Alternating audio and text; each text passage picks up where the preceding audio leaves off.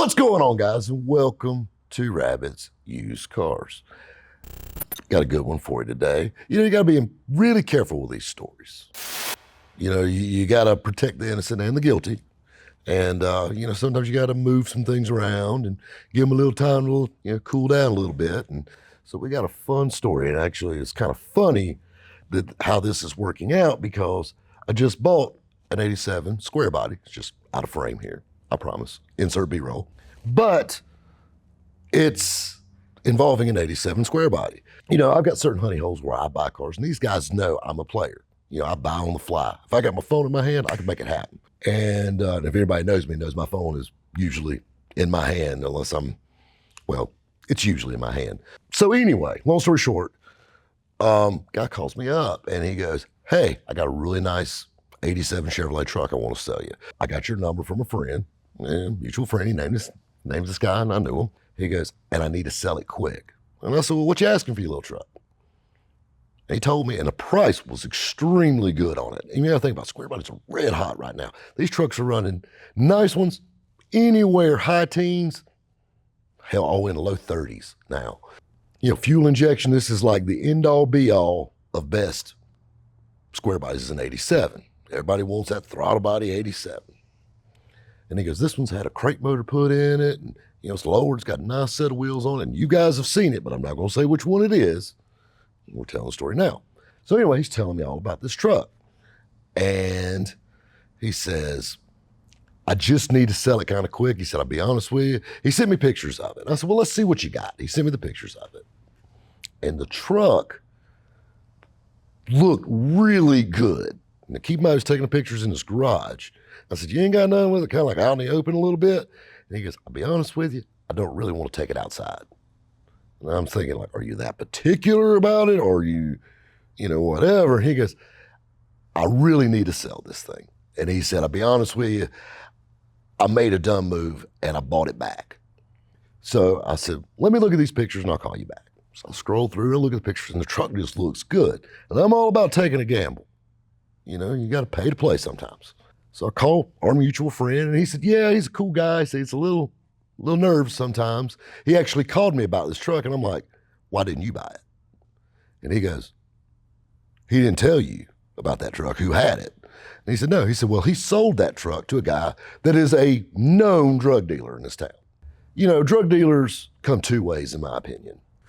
Either you're really slick or you're really stupid. This guy was probably more of the latter. And I don't want anybody to say, "Well, you don't know he's a drug dealer, that's hearsay." Actually, I looked him up and pretty much considered all the municipalities around Birmingham and a couple other little towns in Alabama. He's a dope man. Just take my word for it. So anyway, that being said, he said, "I don't want it," because he said that truck's just got a stigma to it. He said he's got his little cronies running around. He said he's in the pen. And he got arrested in that square body truck. He did the dumbest thing ever. When you buy a vehicle, you're supposed to register it, put your name on it. Well, guys are a little weird about that sometimes. So instead of putting his girlfriend's name or his baby mama name or his buddy's name, he just leaves it registered to the guy he bought it from. It's riding around and he's put a tag on the back of it and cruised. Well, when he got popped, they impounded his truck. Well, the impound yard don't check, who the previous owner was. They just looked it up, through the DMV, sent a certified letter out to this guy that sold the truck. Said, "Hey, we got your 87 Chevrolet truck here, blah, blah, blah." I've been down this road before. I remember telling you about the Meth Maxima. And this guy's like, "Yeah, you can buy it. This is, towing, storage, and this is probably really cheap, I'm assuming, compared to what you're getting. And a hell of a lot better than the clapped down Maxima I got offered." And so he bought it back. And he got it home and he started thinking about it. You literally stole a dope man's truck in your town. Birmingham's not that big. I paid the man for the truck. And of course, I call, I want to get transport there, I don't want to get it out of there. And I started thinking about it myself. I started getting the nerves, like, is this guy, somebody gonna want to whip my transporter's ass? They see this thing rolling out of town on a trailer. And he said, "Well, it'd be best if you just come get it at night." And I'm thinking, When's all the shady damn drug deals go down? In the middle of the damn night. I'm thinking during the day, you know, whatever. Of course, I call my trailer ginger. He's in damn Indiana picking something up. That ain't gonna work. So I call old Never Late Nate.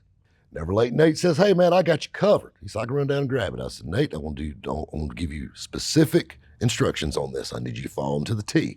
I said, this man, you're going to pull up in his driveway. You're going to load this truck up. You need to make sure you got fuel, everything you need. You don't need to stop and take a whiz. You don't need to stop and get packed crackers, pick up packed smokes, buy a lottery ticket, nothing. No Chico sticks, no nothing. You get your ass, you strap, click, click, click, put 2 straps on that sumbitch, get the out of town. And I said, maybe when you hit the Georgia line, maybe, check your straps. Then you can stop and take a leak. You're good. But I said, we need to get that truck back here now. Nate said, why are you in such a hurry? I said, Nate, just go get the damn truck and let's get it out of here. And as luck would have it, we get it here. He had no problems whatsoever, and that's a good thing. And as far as I know, the previous owner's still incarcerated. So, and nobody got jumped, nobody got killed. And of course, typical here at the RUC, we turned it right back around again. And it's sitting in this new home many miles away from Birmingham, Alabama. But this turns into a PSA, kids. Don't do drugs, you won't do dumb shit, and you won't lose your shit. Guys, we'll catch you next time at Rabbit's Used Cars. This is a good cup of coffee right here. What's different about it? Just good. It's just good shit. It's right here. I like my coffee. Black and strong.